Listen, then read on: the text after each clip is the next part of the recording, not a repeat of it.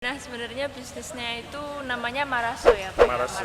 Itu kita bergerak di bidang fashion wanita, perempuan, remaja usia 15 sampai 25.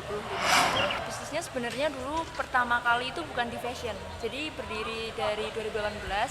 Itu pertama kali kita di bidang kecantikan, jualnya tuh masker organik. Kalau misalkan waktu SMA dulu sebenarnya kita khususnya saya itu udah mulai jualan tuh dari SD. Udah suka biasa. jualan dari SD. Dan itu dari kelas 3 SD, masih kecil. Kalau konsumennya dari mana saja, yang pertama alhamdulillah kalau Indonesia kita udah semua ya. Oke. Dari Pulau Sumatera Oke. sampai Merauke kita udah. Oh, Sudah. Iya. Sumatera sampai Merauke. Iya. Sudah. Ada yang order, kita juga sempet Oke. kaget, ya ampun. Lalu kalau dari luar negeri alhamdulillah udah Malaysia, Singapura, Malaysia, Singapura. Filipina. Belum, itu Belum ya, USA. Oh ya, USA. kita Amerika pernah sekali. Ya, Terus sama Qatar ya. Qatar ini sama ya Qatar Iya. terakhir gitu. Omset tertinggi yang pernah dicapai setiap bulannya itu 50 juta, lebih dari 50 juta satu bulannya. Terus alhamdulillah omset selama 1 tahun pertama ini alhamdulillah udah mencapai 320 juta. 322. Iya, itu 1 tahun pertamanya.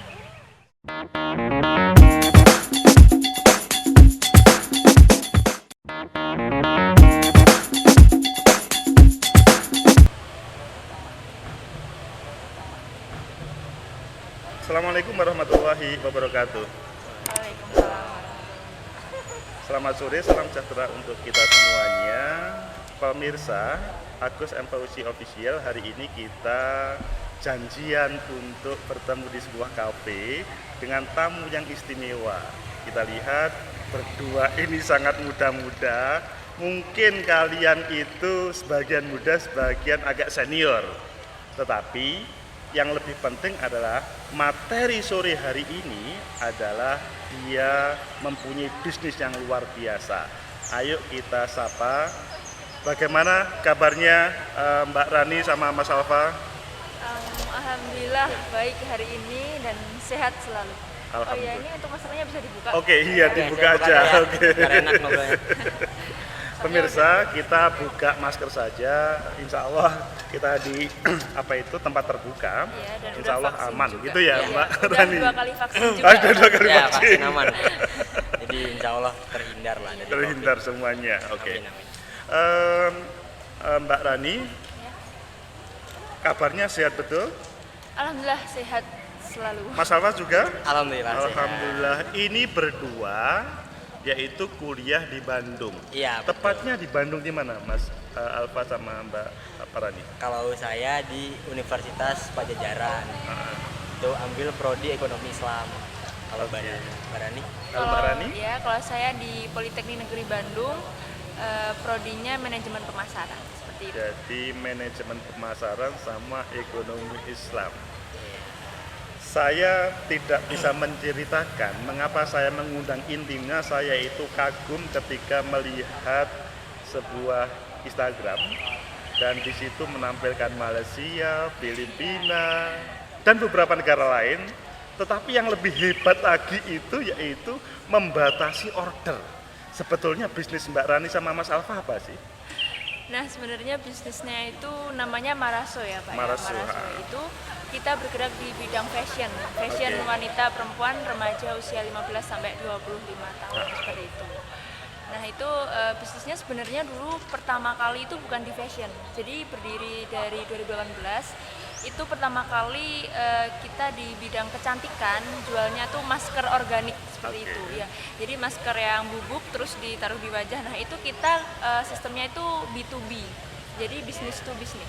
2018 Ya. itu masih SMA atau sudah mulai kuliah? Masih SMA. Oh. Iya. Pas 2 SMA gitu. Iya, benar. Oke, jadi SMA sudah memulai bisnisnya Iya. 2018. Dilanjut Mbak Rani. Nah, terus mungkin dari Mas Afaf bisa dilanjutin Tadi sampai mana? Sorry. sampai bisnis masker. Oh iya. Setelah 2018 kita bisnis masker, bisnis to bisnis, akhirnya kan kita punya lumayan banyak channel reseller nih Ah. di Ponorogo. Terus berkembang sampai 2019 dan akhirnya kita kuliah ya, kita masuki fase kuliah, di mana kuliah mungkin ada sedikit shock kultur mungkin. Iya. Kita awalnya kok kesibukan kuliah kan beda sama Beda, SMA ya. betul. Akhirnya kita sempat turun gitu ya, Iya. istilahnya bisnis sempat turun. Akhirnya ada istilahnya kita nge-break gitu ya beberapa bulan. Akhirnya bisnis masker itu tadi sempat ganti gitu ya. Iya, terus pokoknya di Agustus 2020 itu kita baru bangun yang fashion ini. Jadi langsung banting setirnya itu di Agustus 2020 kayak gitu. Jadi dari Produk kecantikan produk kecantikan ke bisnis fashion. ke bisnis fashion ya, Iya, fashion. fashion. Kecantikan ke fashion. Iya. Tapi sebelum kita ngomong fashion, apa yang menjadi ide dasar pada waktu itu kok tertarik kepada kecantikan? Padahal kalau kita ngomong pada waktu itu masih SMA. Bagaimana Mbak Rani? Iya, iya. Kalau misalkan waktu SMA dulu sebenarnya kita khususnya saya itu udah mulai jualan tuh dari SD. Oh, Udah suka biasa. jualan dari SD. Dan itu dari kelas 3 SD, masih kecil. Itu karena faktor uang jajan sedikit. Terus kalau pengen apa-apa tuh nggak bisa beli. Mikirnya kayak tiap mau pengen apa-apa bikin gitu. Lihatnya dulu waktu belum ada HP, saya bikin tuh minjem ke perpustakaan di TK-nya ibu saya. Ibu saya guru Oke. TK. Oh, guru TK. Ya, terus saya minjem buku cara bikin apa. Dari situ saya jualan. Tapi karena mungkin teman-teman deket saya banyaknya perempuan, akhirnya saya jualan terus sampai SD, sampai SMP itu ganti-ganti tapi semuanya produk perempuan. Oke. Nah, sampai akhirnya waktu SMA itu saya ketemu sama kakak kelas Nah. yang dia itu udah masuk di kuliah di Surabaya, itu dia udah punya bisnis masker yang cukup besar seperti itu. Nah, Oke. mungkin dia waktu itu pengen merambah ke pasar Ponorogo, terus tahu kalau saya udah punya, istilahnya udah punya pasar lah dari teman-teman saya yang suka saya jual itu, saya beli produk saya. Terus akhirnya saya mencoba untuk ngambil masker dari kakak kelas ini, ngejual seperti itu. Jadi sebenarnya nggak kepikiran kayak kecantikan ini berpeluang, itu belum, saya masih SMA juga. Itu juga karena ditawarin terus iming-imingnya emang langsung ke duit gitu. Jadi kayak Oke. tertarik coba aja kayak gitu ceritanya. Oh ya, Tambahan silakan, mungkin, Mas kalau- Alma. Kalau Mbak Rani kan nyeritainnya tadi dari SD gitu kan. Nah, SD itu Mbak Rani itu emang udah mulai ngejual gitu, tapi belum terorganisir gitu Oke. Pak. Jadi masih sistemnya by WA gitu. Mulai terorganisirnya tuh mulai 2018 itu. Tapi pada waktu SD Mas Alfa sama Enggak. Mbak Rani belum kenal ya? Belum. Tetapi pada waktu SMA kenal langsung deal. Tapi itu gitu. Kesempatan berani. Oke, silakan ditampilkan. Ini ada iklan yang lewat, kita terima saja. Terima kasih. Oke, terima kasih. Pada waktu tahu penawaran produk kecantikan, itu adalah salah satu produk yang ternama atau masih belum? Karena pada waktu itu, taruhlah 2018-19, saya mempunyai mahasiswa KKN di Jombang, itu juga membuat masker bengkuang. Dan ya kita sangat bangga karena modal kan bengkuang itu 1 kilo 4.000. Satu bengkuang 1 kilo itu bisa menjadi 5 masker. Satu masker kalau kepada konsumen itu 15.000, tetapi kalau misalkan produsen itu 5.000. Jadi 5.000 kali 5 itu sudah sekitar 25.000. Kalau masyarakat waktu itu bisa, itu luar biasa lah. Apakah seperti masker-masker seperti ini atau masker yang sudah ternama yang sudah 15.000, 20.000 pada waktu itu? Jadi waktu itu maskernya sendiri sebenarnya belum BPOM, belum dapat BPOM juga belum. Tapi mungkin kakak kelas saya ini emang udah kuliahnya juga di bisnis. Oke. Terus memang udah terus dipantau dari kampusnya, dari dosennya juga. Project gitu ya. Iya, jadi kita waktu itu juga nggak paham BPOM itu apa. Padahal produk kecantikan kan harusnya pakai BPOM. Itu fundamental gitu. Dan itu harganya di sekitar dari sana ya, itu Oke. 3.000 sampai 5.000. Oke. Tergantung dari gramnya berat. Itu 3.000 sampai 5.000 rupiah. Menjualnya waktu itu Kalau saya menjualnya itu di angka 7.000 sampai 10.000. 2-3 kali. Iya, Oke. itu karena harga yang mintanya juga dari sananya seperti itu, dari kakak Dari kakak kelasnya. kelasnya itu Iya. emang udah nerapin harus dijual di harga segini gitu. Oke. Ya Biar karena nggak ngerusak pasar dia juga sama reseller yang lain. betul. Dan Mas Alfa waktu itu sudah terlibat ya? Sudah. Oke. Sejak 2018 saya. Mas Alfa apakah tidak merasa, ini kan untuk kecantikan, Oke. saya kan laki-laki. Oke.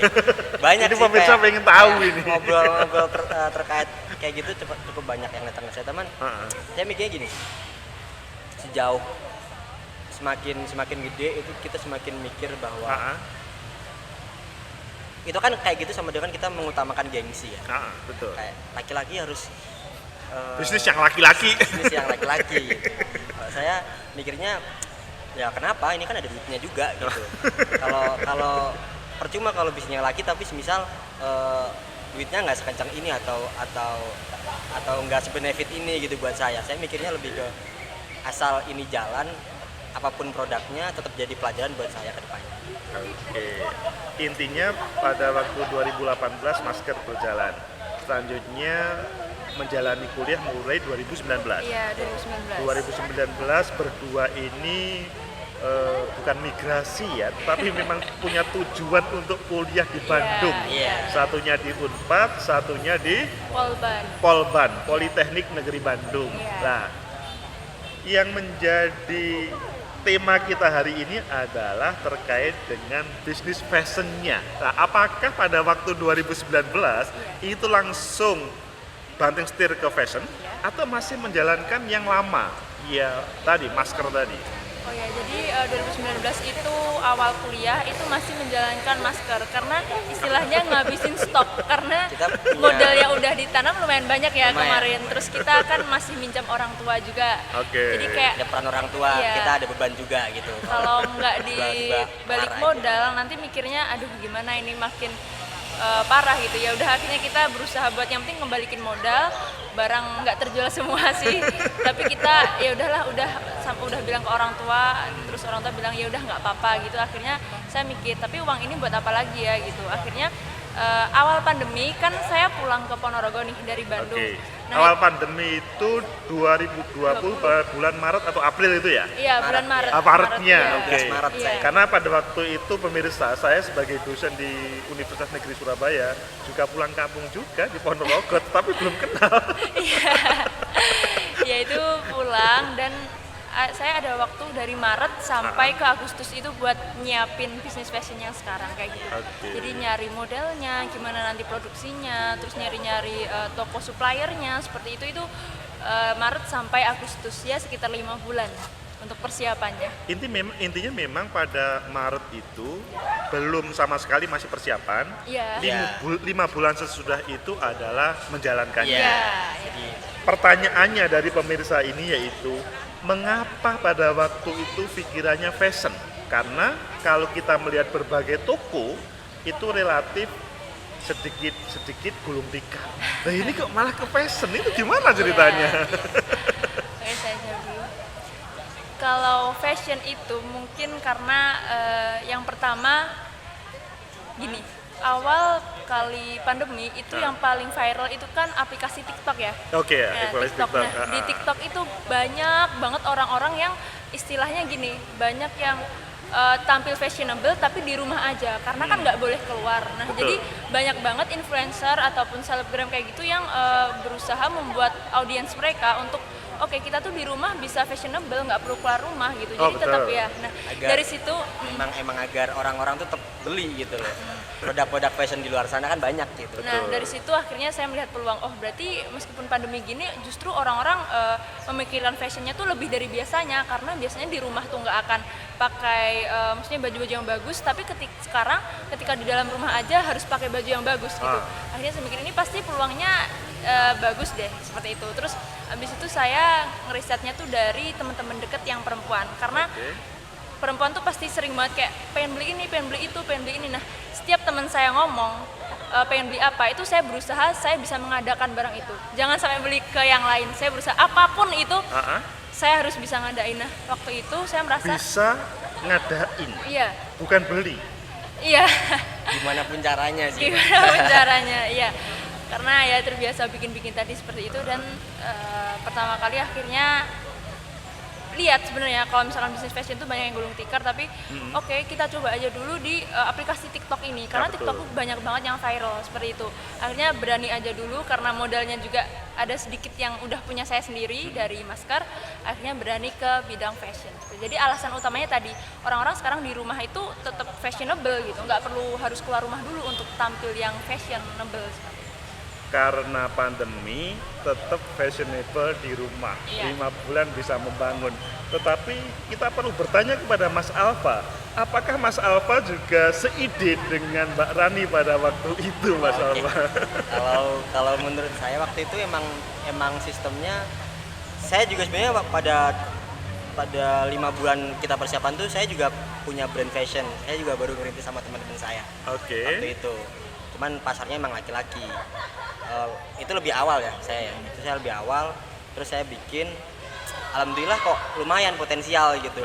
Itu jadi masukan juga buat Mbak Sultan. Semisal, aku cowok bisa loh, apalagi cewek gitu. Apalagi kan cewek kan lebih suka belanja kan kalau cewek daripada cowok gitu. Ya itu, saya punya basic di band cowok itu akhirnya bisa keimplementasi ke sini. Oke. Jadi saya sependapat. Sependapat, intinya bersama-sama meskipun ini sudah menginjak perkuliahan, tetapi seiring seia terkait dengan bisnisnya, begitu Mas Alfa ya. Oke. Oke, apakah hal ini tidak menjadi, karena kan ini sekali lagi pandemi itu kan semua toko tutup, semua bisnis tutup, sehingga meskipun fashionable, apakah tidak takut kalau usaha ini akan bankrupt, hanya bisa memulai tetapi tidak bisa berlanjut, Mbak Sultan sama Mas Alfa? Oke, kalau bicara takut bangkrut waktu itu karena udah pernah merasakan kebangkrutan sebelumnya ya waktu masker itu. Jadi Oke. kan nggak balik modal, numpuk di barang semua. Itu yang bikin saya kayak, oh saya udah tahu nih kira-kira apa yang harus diperbaiki buat menjaga. Nah, soalnya saya mikir waktu itu gini, ketika awal-awal jualan saya pasang harga tuh murah.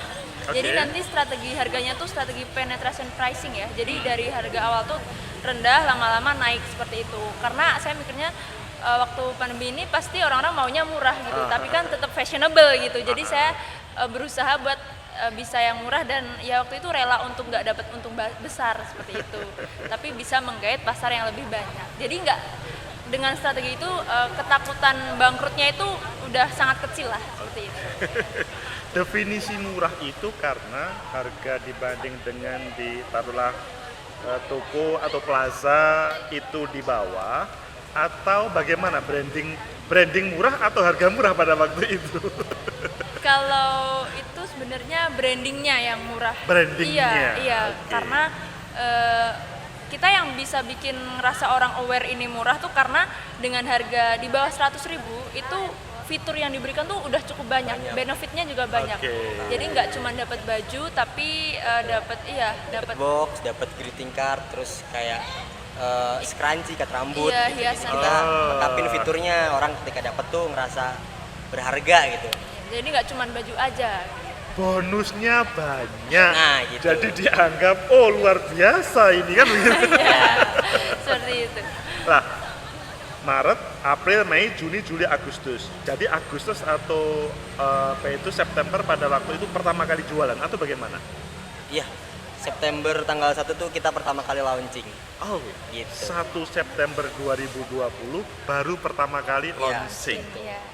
Bagaimana tanggapan pasar pada waktu itu? Karena pemirsa ini kan sebagian belum tahu IG-nya Iya. Mbak Rani atau Mas Alfa kan, jadi perlu tahu bagaimana respon pasar pada waktu itu. Kalau di awal-awal kita tanggal 1 September itu emang kayak also pada umumnya sih, kayak kita ngerasa barang kita udah bagus, tapi ketika dipasarin kenapa kok masih kurang gitu ya, permintaannya masih kurang. Pasti teman-teman semua kalau ngebuka bisnis pasti awalnya biasanya kayak gitu kalau. Oke. Nah, tapi alhamdulillahnya kenapa kita bisa tumbuh cepat itu, kita manfaatin aplikasi TikTok. Kan waktu itu TikTok lagi viral juga, lagi gampang viral. kita selalu itu ya, selalu konten di sana, selalu ngasih konten. Jadi Akhirnya pertama kalinya juga itu nggak langsung lancar. Kita dulu ngestok itu saya ingat itu 3 lusin. Jadi berapa? 36 pieces aja. 36 pieces. Dan itu baru terjual 1. Itu juga kayaknya temen, kasihan gitu. betul. Jadi nggak karena emang suka sama produknya.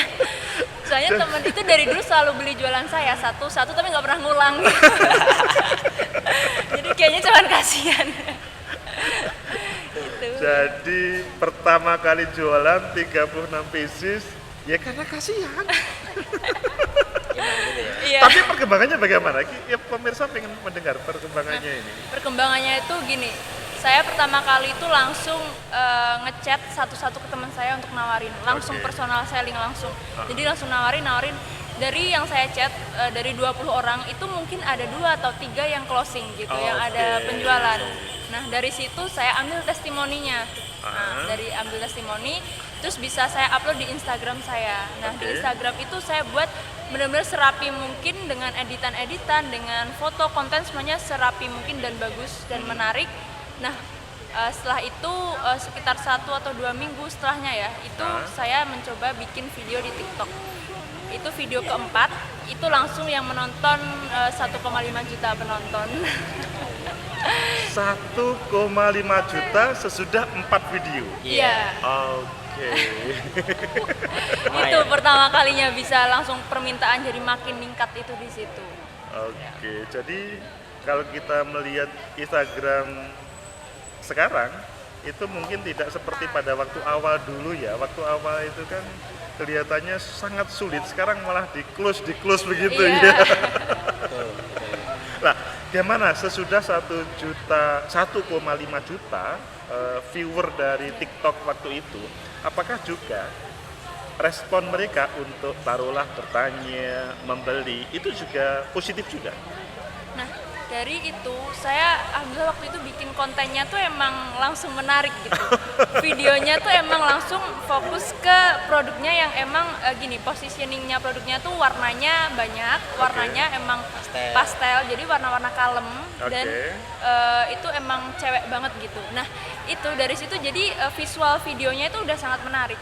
Dari situ kita kan menjualnya lewat marketplace Shopee saja ya. Shopee. Iya, jadi nggak via WA itu enggak. Jadi bisanya cuma lewat Shopee. Itu kita ngupload stok tuh sekitar 100. Itu padahal barangnya nggak ada, tapi kita upload 100. Dari 1,5 juta penonton itu 100 langsung habis. Ya. Padahal barangnya belum ada. Langsung Iya. beli semua gitu. Iya, langsung Habis. beli. Langsung beli semuanya. Iya, langsung beli. Kalau memang seperti itu kan langsung pikirannya kan pusing. Waduh, kok pesan 100? Iya. Apakah mampu untuk memproduksi begitu? Iya. Akhirnya Itu yang pusing. Iya. kalau pada waktu itu kita ngatasinya ngaktifin fitur pre-order di Shopee. Oke. Fitur pre-order di Shopee itu dikasih jangka waktu 7 hari sampai 14 hari untuk produksi ya, Iya. karena pre-order kan. Terus akhirnya kita dari situ kita bisa manfaatin yang 100 tadi untuk diproduksi di 7 hari gitu. Maksudnya itu tetap ada jedanya ya. Iya, Tidak iya. misalkan 1 hari itu pesan, satu hari Iya. itu kemudian terkirim, bukan ya? Bukan. Tapi ada. Ya pemirsa ini mungkin sebagian seperti saya yang tentunya mungkin tidak mengenal Shopee atau tidak mengenal. Iya. Mereka mungkin tahunya itu kalau pesan itu harus ada, langsung beli, dikirim, kalau tidak cocok dikembalikan kan begitu. Dunia sudah berubah. Nah, pada sesudah mendapatkan pesanan 100 dan sudah terkirim, apa yang dilakukan selanjutnya oleh Mbak Rani sama Mas Alfa waktu itu? Nah, waktu itu selanjutnya yang jelas saya langsung melihat ngecek produksinya itu kita harus pastiin produknya itu kita siap lagi. Cuman di situ kita belum berani ngestok banyak, tetap ngestok sedikit. Dan ini jadi kesempatan buat kita nge-branding bahwa produk ini tuh limited edition seperti itu. Nah, karena lebih banyak permintaan daripada penawarannya. Itu yang bikin kita oke nih kita manfaatin aja sekalian seperti itu. Tapi sebenarnya ya itu nggak selalu mulus gitu. Di PPKM yang gelombang 2 ya kalau nggak Gelombang dua salah kita. ya. Gelombang 2 itu Juli Baru itu. Iya, kemarin mungkin. tahun Juli. ini Ah, ya. yang banyak orang meninggal waktu Iya, itu. Iya betul. Kayak setiap hari buka web WA-nya meninggal dan lain-lain gitu. Itu waktu itu kita menurun drastis penjualannya juga. Oke. Ya, itu sangat menurun. Jadi kita emang kayak terlalu enak gitu ngerasain kayak di TikTok itu selalu viral. Jadi kita kayak ya udah ini udah marketing gratis, udah gampang gini-gini, kita nggak perlu ngebayar iklan yang berbayar seperti itu. Dan ternyata itu sangat menurun. Kita belum tahu waktu itu ini penyebabnya karena pendapatan orang yang menurun atau karena emang produk kita yang kurang seperti itu. Nah dari situ ternyata kita tetap berusaha buat ayo kita bisa nih, kita pakai cara-cara marketing yang viral seperti itu. Kita pakai viral marketing yang misalkan nih kita pakai namanya ada kemarin ikoy-ikoyan. Ya, itu namanya itu dari selebriti yang dia tuh selalu membagikan uang kepada followersnya secara cuma-cuma. Iya, ada Membagiinnya tren itu. dia jutaan. Nah, tapi kita ngikutin itu tapi ngebagiinnya produk gitu. Oke.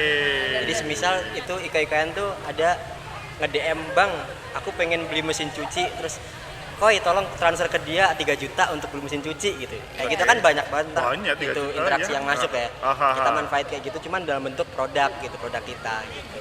Jadi pemberiannya bukan Berupa berbentuk uang. tetapi berbentuk produk. Iya. Betul. Oke.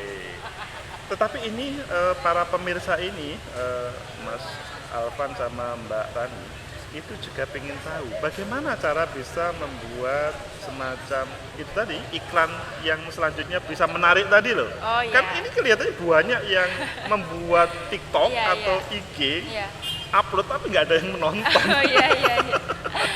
Nah, oke, kalau konten itu sebenarnya kalau banyak, jadi setiap orang yang konten itu pasti punya ciri khasnya masing-masing. Oke. Nah, kalau dari saya sendiri, dari kita dari Maraso ini tuh ciri khasnya tuh kita pakai visual, kita nggak pernah pakai audio, maksudnya kayak dengan penjelasan produk itu kita nggak pernah. Kita langsung pakai visualnya tuh dengan warna-warna produk kita yang selalu eye catching, eye-catching. seperti itu. Emang menarik Jadi ya. pokoknya bikin konten itu 3 detik pertama itu harus menarik konsumen. Jadi jangan sampai 3 detik pertama tuh nggak bikin orang tuh berhenti ngeliat gitu. Biasanya kan kalau nggak cocok langsung di scroll. Jadi kita harus yang paling penting 3 detik pertama itu harus sangat diperhatikan. Entah itu dengan visualnya, entah dengan tulisannya seperti itu. Kalau dulu pertama kali viral itu karena 3 detik pertamanya saya bikin tulisannya tuh gini, produk murah meriah, harga di bawah 70.000 dapat ini semua. Titik 2 di bawahnya banyak visual Produk kita. produknya. Jadi orang istilahnya clickbait lah seperti itu. Itu bikin orang 3 detik pertama kan otomatis berhenti. Dia untuk menonton sampai akhir seperti itu. Oke. 3 detik pertama menentukan masa depan konten. Ya betul. Benar. Lah, ini pemirsa juga ingin tahu bagaimana atau seperti apa yang dirasakan nikmatnya menjalankan bisnis seperti ini. Maksudnya Maraso itu kan kalau saya melihatnya sudah lumayan besar, maksudnya sudah hidup lah. Iya. Amin. Yang dirasakan nikmat selama ini bagaimana, Mbak Rani atau Mas Alfa? Kalau nikmatnya nggak nikmat. Karena justru kita 24/7 kerja. Kita nggak ada waktu istirahat. Kita emang optimalin di kerja gitu ya. Ntar Apalagi sama kuliah sekarang udah semester 5. Itu Betul. makin kerasa gitu. Jadi sebenarnya di setahun pertama kita belum ngerasain profitnya. Profit masih diputar lagi ke modal, masukin ke modal supaya modalnya bertambah seperti itu. Jadi kita belum ngerasain profitnya secara enaknya tuh gitu ya ya. belum. Jadi kita emang sabar. Kita udah sepakat kayaknya kita seenggaknya 1,5 atau 2 tahun lah. Jangan ngambil dulu untungnya. Soalnya kan kita juga modalnya kan dari keuntungan. Kita Oke. nggak punya income lain untuk menambah modalnya seperti itu. Jadi nikmat enggaknya nggak nikmatnya di situ, tapi ya pasti ada nikmatnya itu di orang-orang yang dulunya teman-teman kita ya, terutama yang dulu sempat ngehujat itu jadi istilahnya malah mendekat lagi gitu. Jadi dulu waktu jualan masker saya berpikiran kalau kan Mas Alfa ini cowok ya, terus jualan produk cewek itu sebenarnya banyak banget yang hujat kita. Jadi kayak kita sering banget dibilang, apa sih ini penjual masker kok jerawatan gitu. iya, Kita gitu. berdua digituin tiap hari waktu Sama. masuk sekolah. Tapi kita ya udahlah nggak apa-apa, yang penting kan di kamu jalan maskernya kayak gitu. Itu hampir setiap hari, dan bahkan teman dekat saya pun seperti itu. Di media sosialnya pun pasti kayak tiap kita promosi selalu dibales dengan apa sih promosi mulu, nggak punya duit ya, kayak gitu-gitu. Jadi kita kayak ya udah nggak apa-apa lah. Jadi tantangannya cukup berat, dan ngomong kenikmatan relatif tidak nikmat karena dikejar-kejar 24 jam Iya. menyiapkan semuanya. Gitu. Kalian apakah siap untuk seperti Mbak Rani sama Mas Alfa, seperti Maraso ini? Ya itu tentunya pilihan.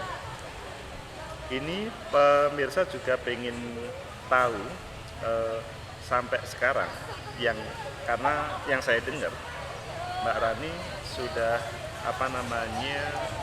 memberikan respon positif kepada konsumennya dengan mempekerjakan sekian. Nah, apakah hal itu bagi konsumen yakin terhadap Mbak Rani? Ini kan masih ya generasi muda kan? Oh ya.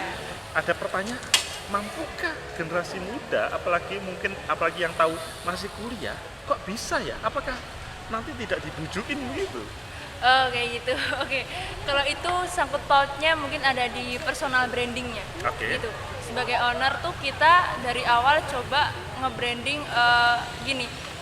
Kita selalu mencoba terbuka ke konsumen kalau kita tuh emang kuliah seperti itu, dan justru malah konsumen tuh gini merasa kalau hebat nih, ownernya aja masih Respect kuliah, gitu. udah bisa seperti ini gitu. Dari situ justru ngebuat engagement Instagram kita itu makin tinggi. Ketika kita membuka urusan pribadi lah istilahnya, karena audiens itu lebih suka yang bersifat privasi, yang bersifat pribadi daripada yang non personal gitu. Jadi kita menempatkan brand kita tuh sebagai personal, sebagai orang gitu. Ya, sebagai person, bukan sebagai suatu brand. Karena kalau kita sendiri juga ketika kita mungkin kalau kita ngeliat seleb gitu ya, kita kan pasti kepo banget nih sama kehidupan dia. Nah itu saya ngambil dari situ, oh berarti Maraso ini harus kita tempatkan bahwa ini tuh ada orangnya, ada saya dan ada Mas Alfa. Dari situ orang-orang makin kepo, kita sering storytelling setiap harinya, kita sering cerita-cerita. Nah itu yang bikin orang kepo daripada nge-upload produknya gitu. Nah dari situ jadi kita rilis setiap 1 minggu sekali rilis produknya. Rilis produk. Nah, ya dari selama 1 minggu sebelum rilis itu kita pasti selalu pakai storytelling dulu, cerita tentang entah masalah cerita pribadi, tapi kita kemas lagi dengan yang menarik. Nah, setelah itu orang-orang pasti akan ngelihat Instagram kita tuh setiap hari karena kepo-kepo sampai akhirnya nanti datang di hari rilis. Jadi membuat sesuatu yang inovatif begitu ya. Tetapi kalau boleh tahu, konsumennya selama ini dari mana saja dan seperti apa saja model orangnya begitu? Kalau konsumennya dari mana saja, yang pertama alhamdulillah kalau Indonesia kita udah semua ya. Dari Pulau Sumatera sampai Merauke kita udah. Oh, sudah. Sumatera sampai Merauke. Sudah. Ada yang order, kita juga sempat kaget ya ampun. Lalu kalau dari luar negeri alhamdulillah udah Malaysia, Singapura, Filipina. Belum itu Belum ya, USA. Oh ya, Amerika pernah sekali. Terus sama Qatar ya. Qatar ini sama ya, Qatar terakhir gitu. Malaysia, Singapura, Qatar, Amerika, luar biasa. Indonesia sudah selesai semuanya. Iya. Kita malah belum sempat ngejelajah. Saya sendiri. Apakah mereka tidak bertanya-tanya? Ini kan orang Indonesia, apalagi mungkin kalau tahu sekali lagi pertanyaan seperti tadi, masih mahasiswa dan mungkin tidak harus meskipun kuliah di Bandung kan tidak harus di Bandung. Betul. Hal itu apakah tidak menjadi tanda tanya kepada dari konsumen? Justru konsumen tuh nggak pernah bertanya hal itu karena kita dari awal memang langsung produknya. Kalau produknya itu langsung menarik, konsumen nggak akan berpikiran ini yang punya anak kuliah atau bukan. Itu nggak pernah berpikiran sama sekali. Yang dilihat tuh langsung gimana kita nge-branding produknya, gimana positioningnya gitu, gimana cara produknya ini bisa punya tempat di benak para konsumennya seperti itu. Nah, kalau yang konsumen luar negeri tadi itu juga mereka nggak pernah mempertanyakan sama sekali. Justru karena kita yang nomor satu itu kita pelayanan, servisnya seperti itu. Jadi untuk produk itu konsumen itu ketika ada kesalahan di suatu produk itu dia masih bisa memaafkan. Tapi kalau kesalahannya di cara pelayanan kita itu dia pasti akan menandai sampai akhir. Ya, gitu. betul. Ya, karena itu hubungan antar personal kalau servis, kalau pelayanan. Tapi kalau dengan produk mungkin produknya cacat, berlubang, kotor itu masih bisa dimaafkan, ya. iya. Dan dilupakan. Tapi kalau misalkan pelayanan ada yang cacat, misalkan kita kasar atau kita nggak responsif, itu langsung ditandainya sampai lama banget seperti itu. Justru kadang malah kalau ada produk cacat tuh bisa jadi bahan marketing kita gitu. Dengan cara semisal mbaknya itu beli gitu. Mbaknya itu beli. Terus waktu nyampe di rumahnya mbaknya ngechat kita, "Kak, barangnya kok kotor" gitu. Terus kita responnya dengan cara mohon maaf sebesar-besarnya Kak, akan kami ganti uang sepenuhnya dan barangnya untuk Kakak aja gitu. Otomatis kan dia akan semakin care gitu dengan kita. Jadi kalau ada yang cacat produk, cacat produksi, itu ketika dilayani dengan baik malah menjadi iklan yang luar biasa. Iya, gitu ya. dari situ orangnya langsung melakukan WOM, word of mouth. Dia akan bilang ke teman-temannya, aku beli produk di situ rusak diganti 100% loh. Itu akan lebih manjur buat marketingnya daripada kita harus ngebayar orang buat iklan kayak gitu. Terkait dengan tempat tadi, ya semua tahu dengan berdua itu kuliah di Bandung, tetapi tidak setiap saat di Bandung. Apakah tempat dipermasalahkan oleh konsumen yang selama ini berkomunikasi? Kalau tempat itu kita selama ngebangun bisnis ini selalu di Ponorogo kebetulan. Iya, jadi yang Marasu yang fashion ini ya di Ponorogo. Marasu Fashion. Iya, di Ponorogo selalu. Ya jadi kalau Dari Ponorogo, bukan dari Bandung, dari Ponorogo untuk Indonesia, untuk internasional gitu. Kita Ponorogo, jadi alamat pengirimannya pun dari Ponorogo, yang terpampang di e-commerce, di Instagram juga Ponorogo gitu. Jadi Bandung tuh cuma tempat kita belajar aja gitu. Semuanya dibawa lagi ke sini seperti itu. Jadi intinya identitasnya tetap Ponorogo, iya. tetapi hal itu apakah tidak, itu desa. Kalau dibanding dengan Bandung, mungkin meyakinkan yang Bandung. Apakah hal itu tidak berpengaruh? Pernah sempat ditanyakan. Jadi gini, ini pengirimannya dari Ponorogo itu mana ya Kak? Kok ongkirnya mahal? Dan kita, oh iya ya, soalnya ongkir ke Ponorogo itu lebih mahal karena semua pengiriman tuh gudangnya di Surabaya. Baru dibawa dulu ke Ponorogo gitu. Cuman di sini kita bilang, oh tenang aja, kalau lewat Shopee itu pasti ada gratis ongkir kayak gitu. Kita pasti nawarin gratis ongkir dan biasanya kalau misalnya gratis ongkirnya tuh masih tetap mahal, itu kita nggak pernah pelit untuk kayak oke Kak, kita coba cariin jasa kirim yang lain, kita aktifin jasa kirim yang lain yang paling murah. Jadi kita emang mau effort buat ngelayanin one by one konsumennya kayak gitu. Itu yang jadi nilai lebih dari Marasu. Jadi Marasu tidak ada masalah meskipun sentralnya di Ponorogo. Ya, justru kita selalu mencarikan solusi. Kalau ada yang bilang Ponorogo itu gini-gini, oh enggak, dari Ponorogo kita malah gini seperti itu. Nah, ini pemirsa itu juga ingin tanya, yang melihat Agus and Fauzi Official ini bertanya, berapa penghasilan tertinggi satu bulan selama menjalankan usaha ini? Kalau boleh tahu, pemirsa ini dijelaskan supaya mungkin menarik ya. Oh, tidak berani menarik. Oke, kalau untuk penghasilannya ini sebenarnya kita masih terkendala produksi ya. Produksi itu kita belum bisa banyak karena warna yang kita pilih, kain, semuanya tuh kita sangat selektif. Nggak cocok satu tempat pun kita langsung coret gitu. Jadi itu yang ngebuat kita setiap bikin produk tuh selalu sedikit gitu, karena nyari bahannya susah. Nah itu untuk omset tertinggi yang pernah dicapai setiap bulannya itu 50 juta, lebih dari 50 juta satu bulannya. Terus alhamdulillah omset selama 1 tahun pertama ini alhamdulillah udah mencapai 320 juta. 322. Iya, itu 1 tahun pertamanya. 1 bulan 50 juta, 1 tahun pertama 320 juta. 320 juta. Menarik kan? Padahal posisinya masih kuliah. Iya. Tertantang untuk menerima usaha seperti ini? Oh, nggak usah. Tertantang menerima usaha aja, beli aja. Iya, beli aja.